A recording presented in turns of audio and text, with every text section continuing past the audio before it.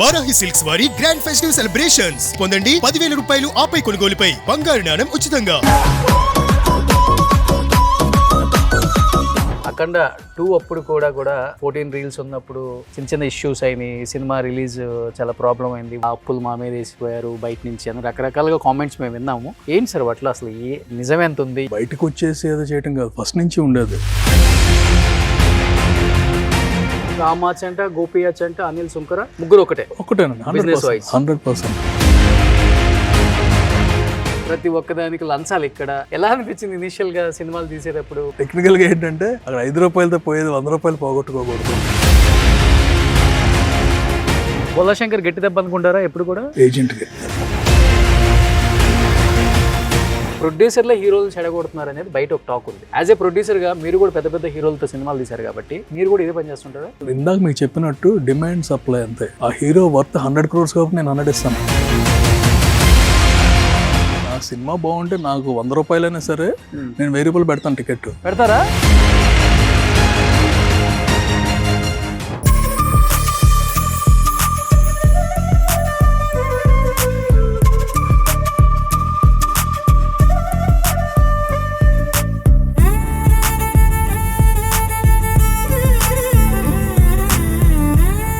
Hi hello, welcome to Suman TV. నేను మీ Roshan. So నేను present ఎక్కడున్నానంటే మీకు కనబడుతుంది చూడండి, ఇక్కడ సుంకరాస్ అంటే అనిల్ సుంకర గారు తెలియని వాళ్ళు ఎవరు లేదు. సినిమా లవర్స్ ప్రతి ఒక్కరికి కూడా పరిచయం అయిన ఒక వ్యక్తి అనమాట. ఆయన ఎన్నో బిజినెస్లు ఉన్నప్పటికీ కూడా అమెరికాలో సినిమా మీద ఉన్న ఒక ఫ్యాషన్తో ఇక్కడికి వచ్చి ఎన్నో అద్భుతమైన చిత్రాలు ప్రొడ్యూస్ చేశారనమాట.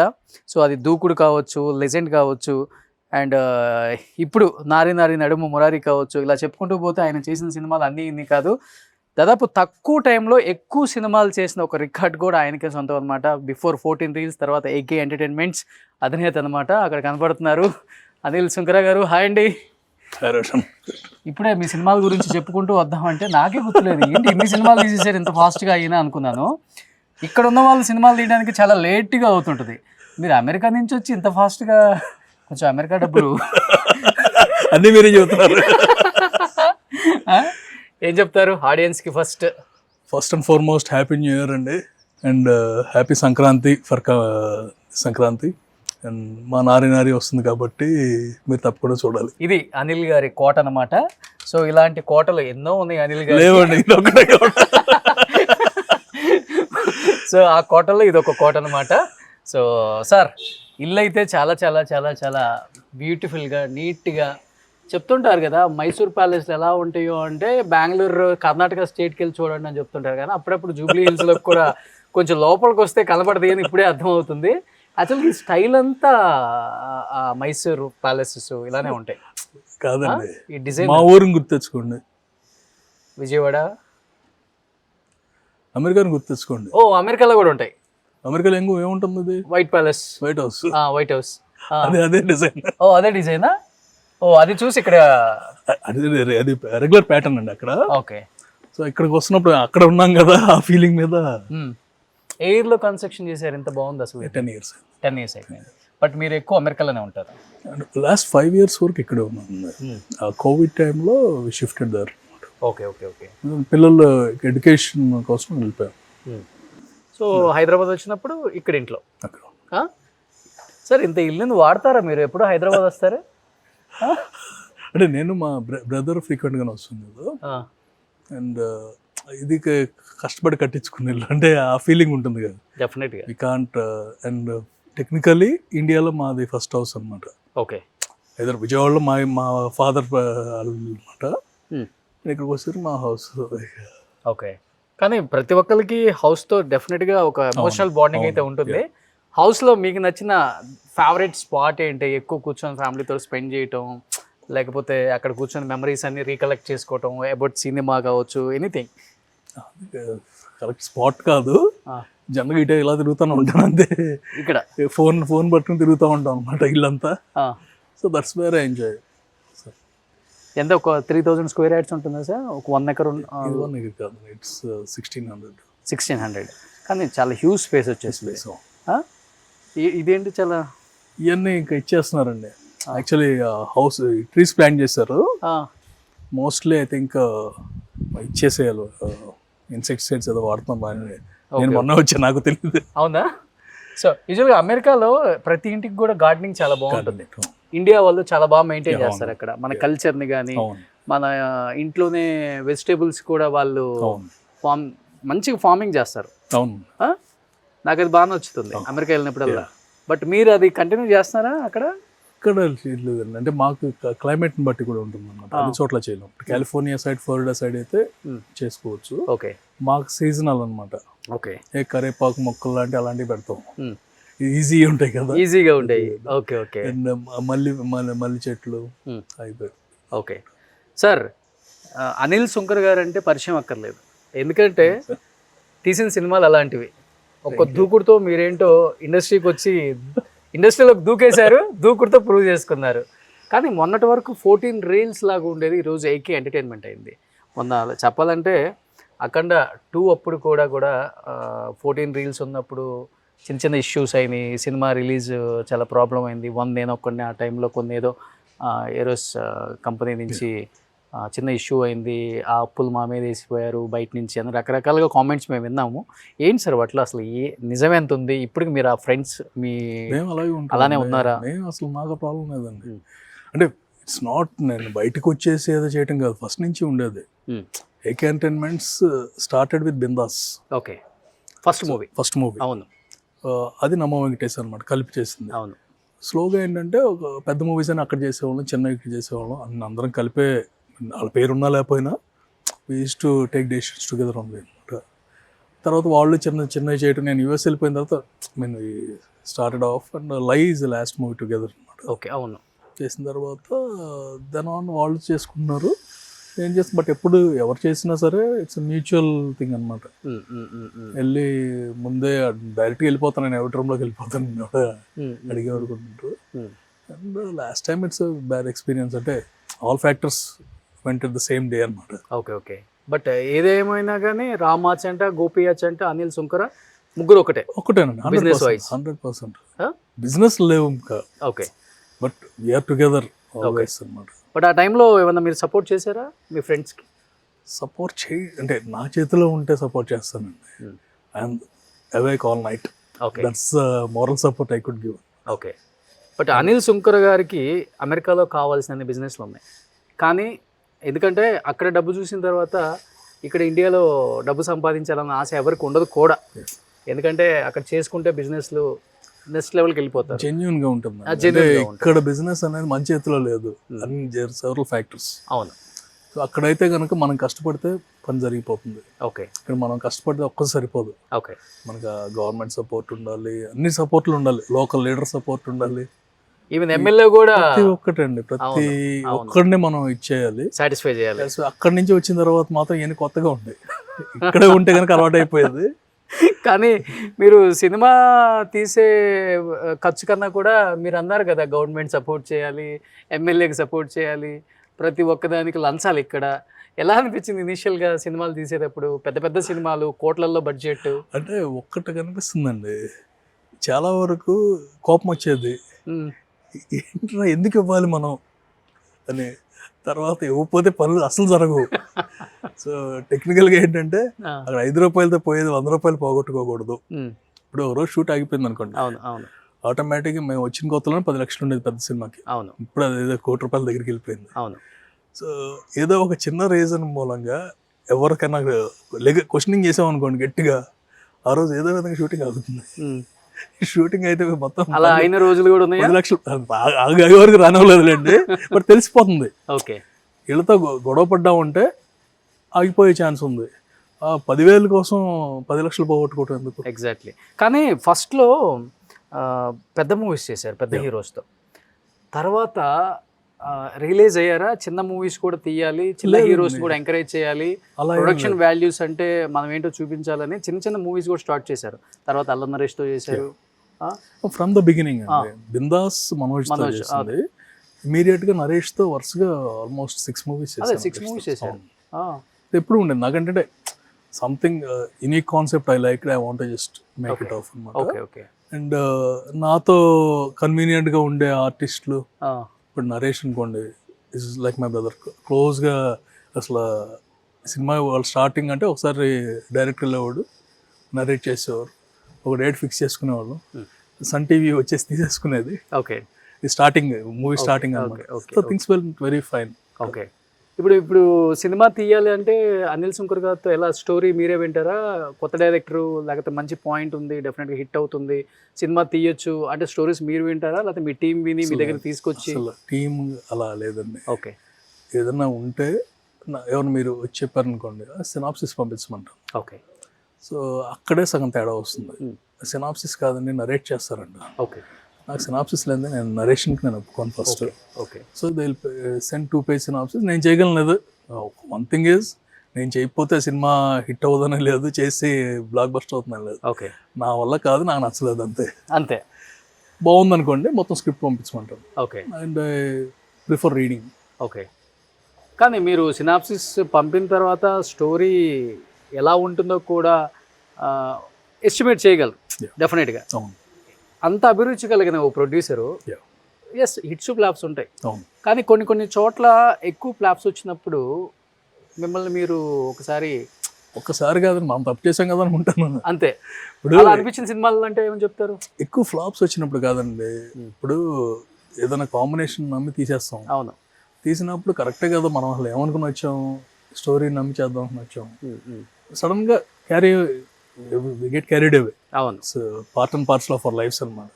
సో మనం ఆ కాంబినేషన్ చేయాలి అనుకుంటాం, టక్ మనం క్యారీ అయిపోతాం, దాని తర్వాత అన్ని చూసుకుంటాం.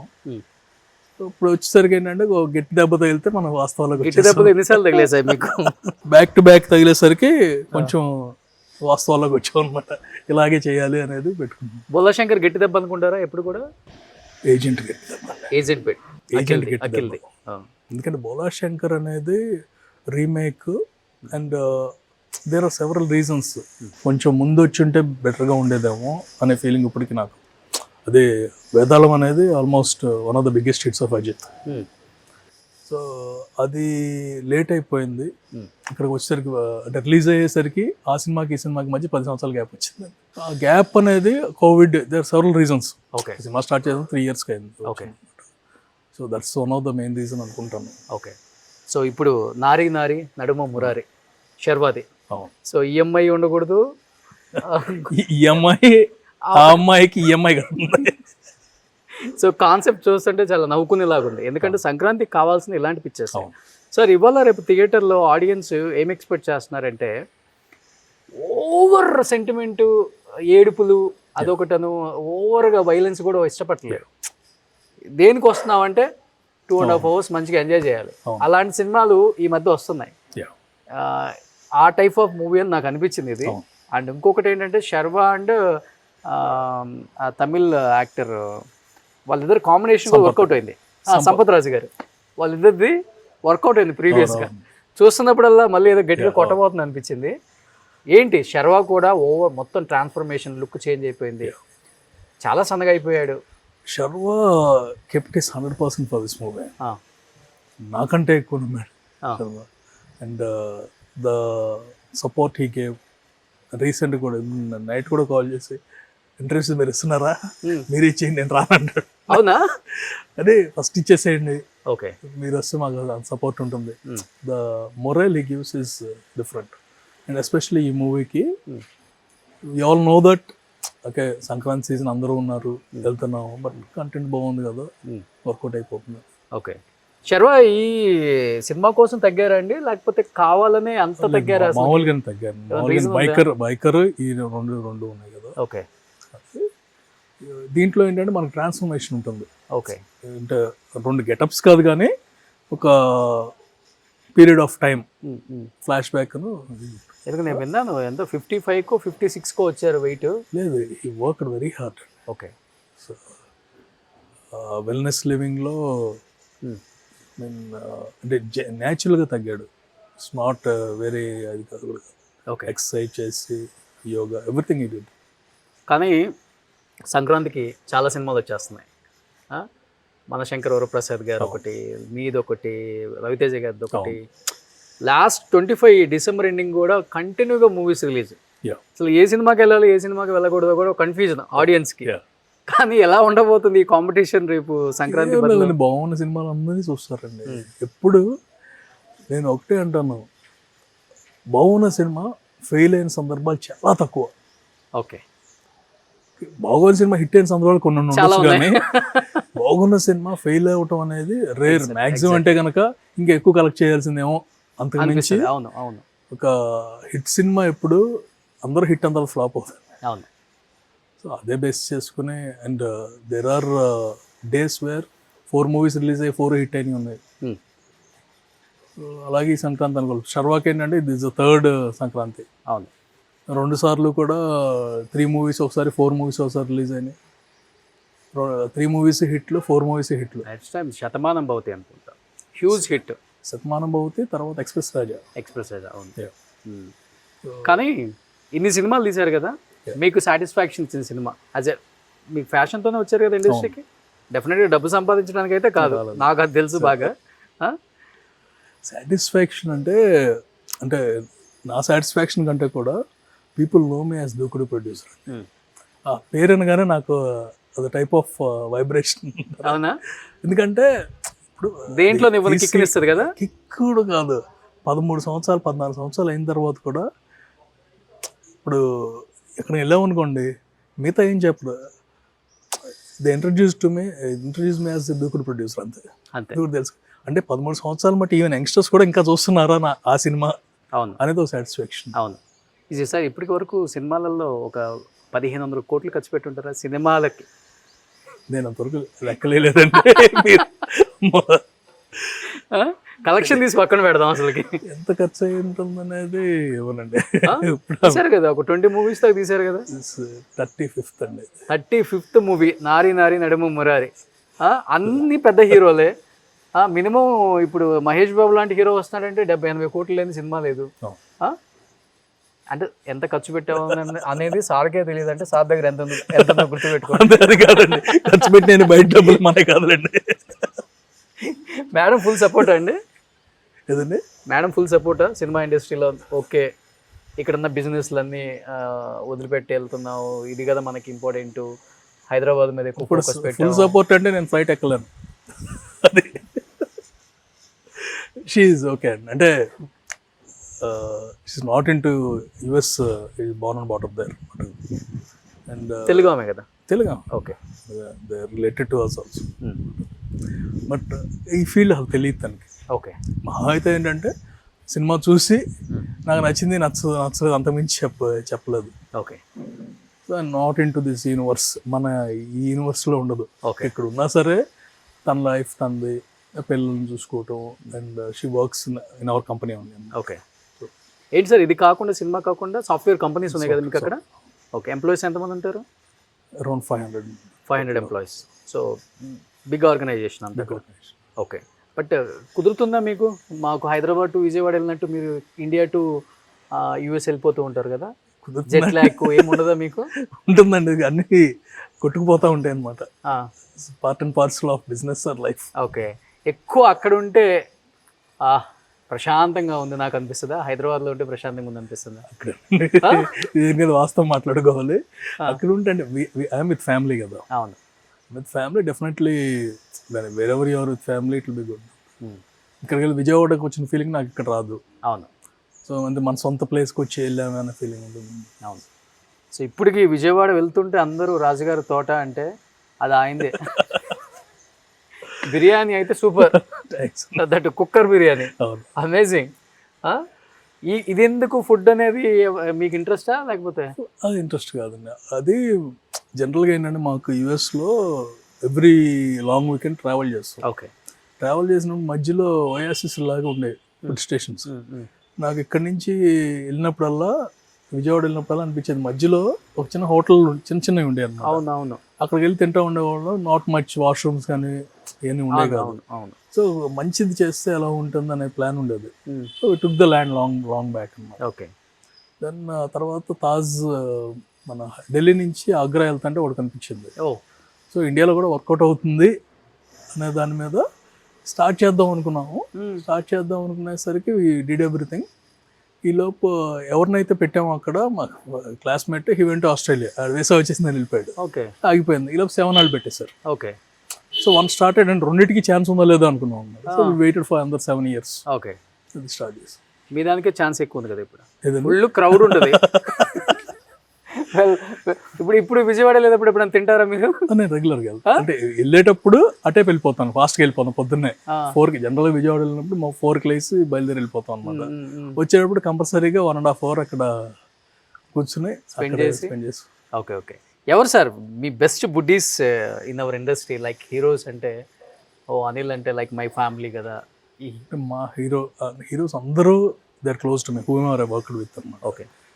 మెయిన్లీ మహేష్ అంటే ఫస్ట్ నుంచి వర్క్ చేసుకున్నాం కదా, అవును, beginning of work my career, and it's very close to me and our family also. Other heroes ఇప్పుడు ఎవరితో అయితే వర్క్ చేశానో, మనోజ్ కాడి నుంచి స్టార్టింగ్ విత్ మనోజ్, నరేష్ కానీ, శర్వా కానీ, సందీప్ ఇస్ మన hero. Most of the heroes it's my luck that every one loves me in the same way అనమాట. Okay. ఎప్పుడు కావాలంటే అప్పుడు I can call them and I can talk to them any time. Okay. Mahesh గారు కూడా ఎవరితో ఎక్కువ ఎలాంటి talks ఉంటాయి మీకు మహేష్ గారికి మధ్య? మాకు మధ్య వేరే ఉంటుందండి, మా ఇద్దరు మధ్య నో ఫిల్టర్ టాక్ అనమాట. నో సినిమా, సినిమా చాలా తక్కువ. ఓకే.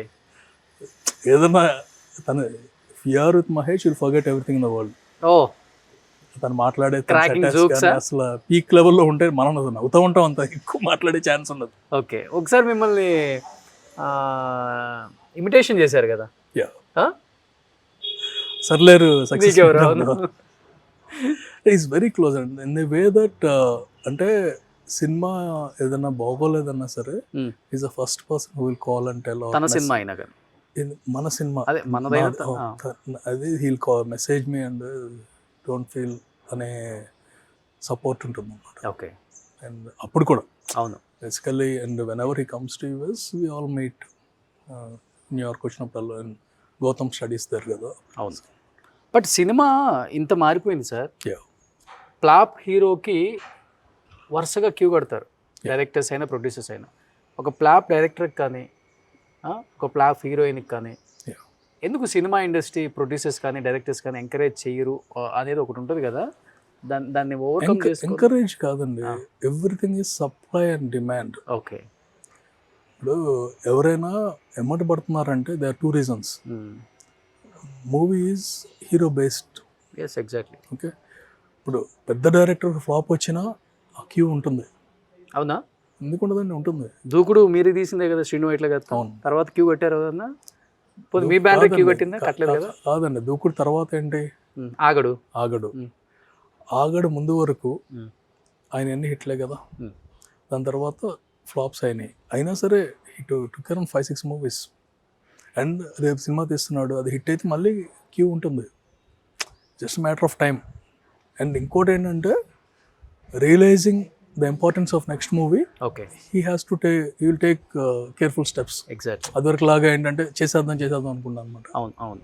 సో ఆటోమేటిక్గా మళ్ళీ బ్రేక్ వచ్చిందంటే ఎవరు ఫాలో, అంటే తనకి ఇంక ఈజీగా పడిపోతారు. సీనియర్ డైరెక్టర్ మళ్ళీ ఫామ్లోకి వచ్చాడంటే వేరే ఉంటుంది. ఇప్పుడు సీనియర్ డైరెక్టర్లనే చాలా మంది దూరం పెడుతున్నారు చాలా మందిని. ఇప్పుడు షింకా వదవు అంటే వాళ్ళు సీనియర్ హీరోలే మళ్ళీ, కానీ సీనియర్ డైరెక్టర్లు వద్దు. లేదండి, everything depends on success. Sir ఒక ప్రొడ్యూసర్గా చెప్పండి లాస్ట్ అండ్ ఫైనల్గా. చంటి అడ్డాల గారు నా ఇంటర్వ్యూలో చెప్పారు, ఆయన కూడా మంచి సినిమాలు తీసిన ప్రొడ్యూసరే. ఈరోజు సినిమా వ్యయం పెరిగిపోతుంది, at the same time ticket రేట్లు పెరిగిపోతున్నాయి అని చెప్పుకుంటూ వస్తున్నాం కదా.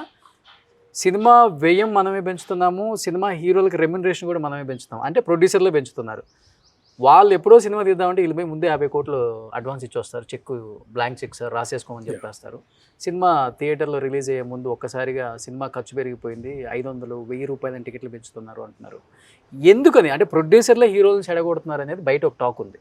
యాజ్ ఏ ప్రొడ్యూసర్గా మీరు కూడా పెద్ద పెద్ద హీరోలతో సినిమాలు తీశారు కాబట్టి మీరు కూడా ఇదే పని చేస్తుంటారా? నా అదృష్టశాతం నేను ఎవరికి అడ్వాన్స్లో లేదండి. అవునా? అండ్ ఇది ఆల్ ఇందాక మీకు చెప్పినట్టు డిమాండ్ సప్లై అంతే.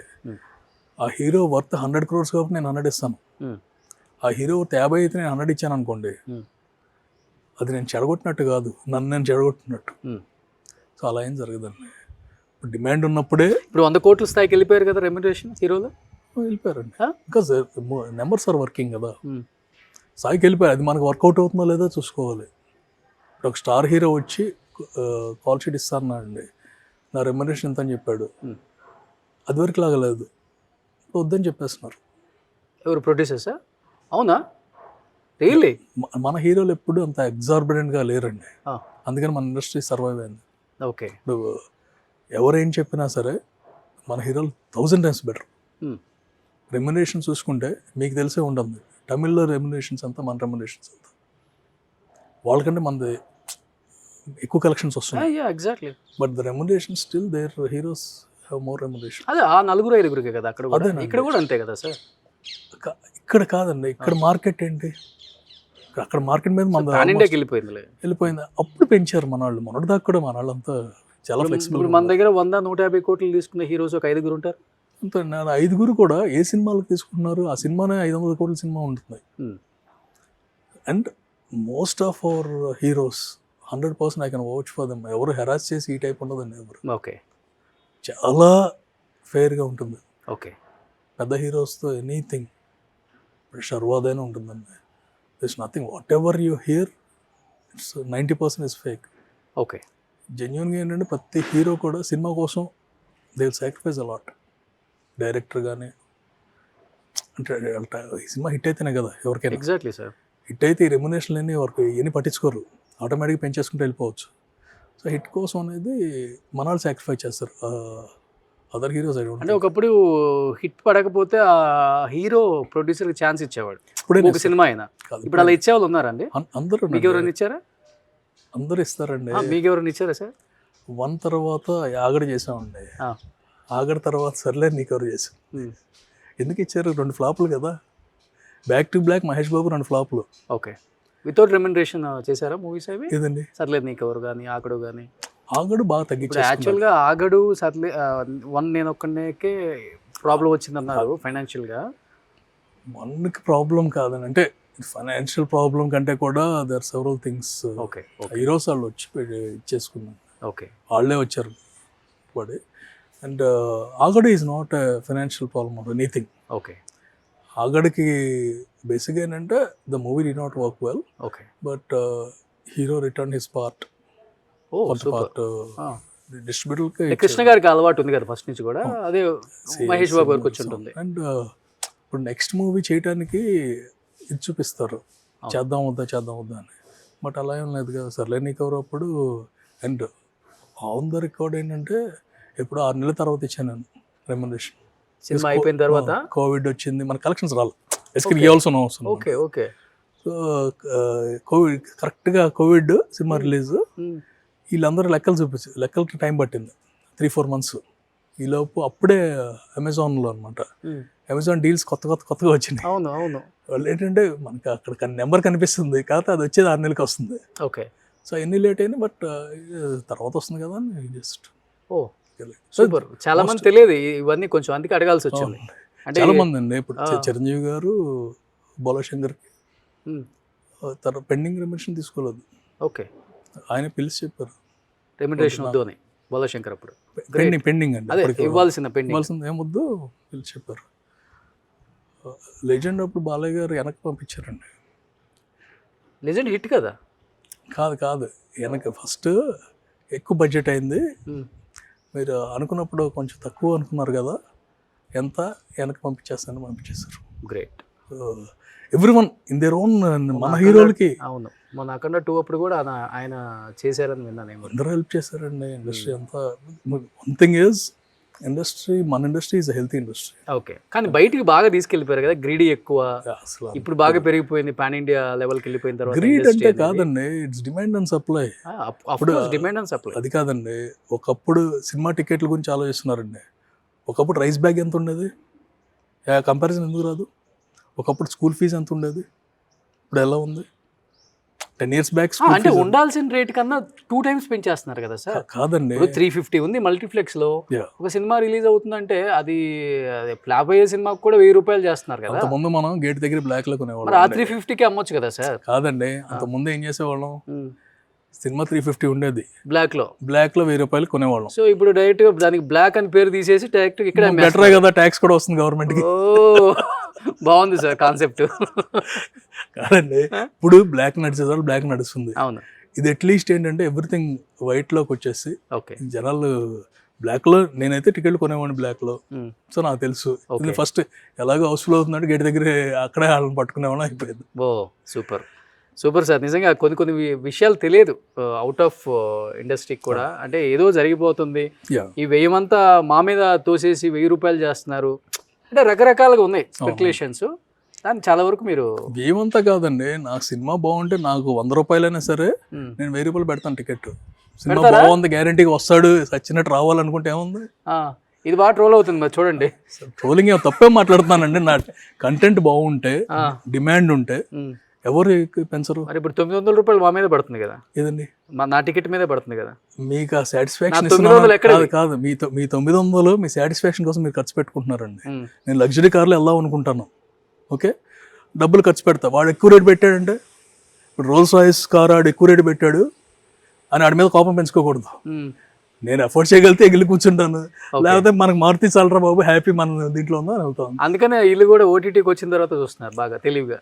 తప్పలేదు, కాంటెంట్ బాగున్నా కూడా అది తెలివి కాదండి. నా కాంటెంట్ నిజంగా బాగుంటే బాహుబలి ఓటీటీలో చూస్తారు, సినిమాకి. ఇప్పుడు నారి నారి నడుము మోరే కాంటెంట్ చాలా బాగుంది అంటున్నారు కదా, ఎంత పెడుతున్నారు సార్?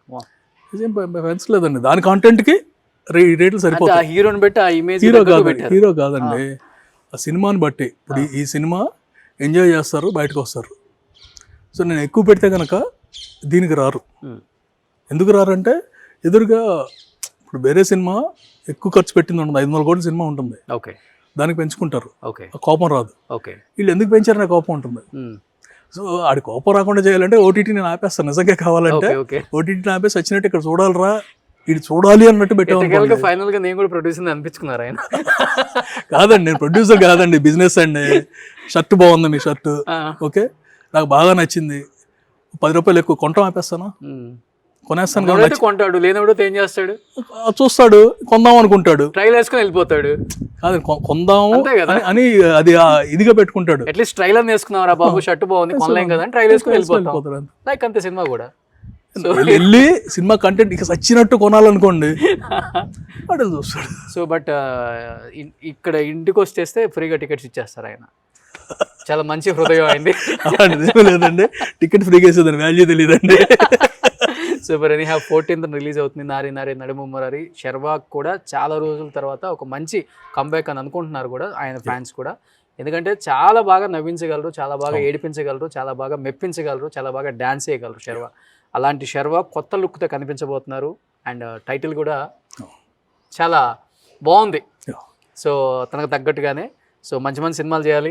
అనిల్ శంకర్ గారు థ్యాంక్ యూ సో మచ్ అండి. Wish you good luck and advance congratulations to entire team of నారి నారి నడుము మురారి. థ్యాంక్స్. సుమన్ టీవీలో మీ పర్సనల్ అండ్ బిజినెస్ ప్రమోషన్స్ కోసం కింది నెంబర్కి కాంటాక్ట్ చేయండి.